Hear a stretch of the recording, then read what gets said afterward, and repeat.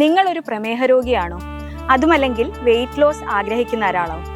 എങ്കിൽ ഞാൻ ഇനി പറയാൻ പോകുന്ന ചെറിയ ചില മാറ്റങ്ങൾ വരുത്തിയാൽ നിങ്ങൾക്കും ഇത്തവണത്തെ ഓണസദ്യ യാതൊരു കുറ്റബോധവും ഇല്ലാതെ കൂടുതൽ ഹെൽത്തിയായി ആസ്വദിക്കാം. ഇതിൽ ആദ്യമായി ശ്രദ്ധിക്കേണ്ടത് ചോറിന്റെ അളവാണ്.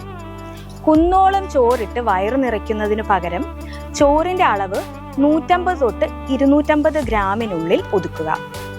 അടുത്തതായി പായസം. ഇത് പാടെ ഒഴിവാക്കാൻ പ്രയാസമാണെങ്കിൽ 2-3 സ്പൂണിൽ ഒതുക്കുക.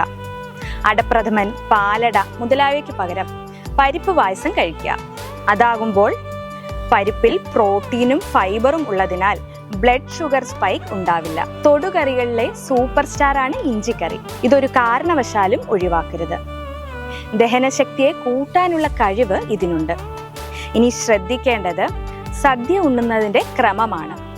പായസം അവസാനം കഴിക്കുന്നതിന് പകരം ആദ്യം കഴിക്കുക. കാരണം ഇത് ഏറ്റവും ഗുരുവും മധുരരസമുള്ളതുമാണ്. പിന്നീട് ചോറ്.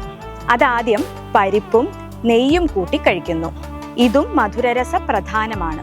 അടുത്തതായി സാമ്പാർ കൂട്ടി, അതിനുശേഷം പുളിയും ഉപ്പും അടങ്ങിയ പുളിശ്ശേരി, പിന്നീട് രസം, പിന്നെ മോര് കുടിച്ച് സദ്യ അവസാനിപ്പിക്കുക.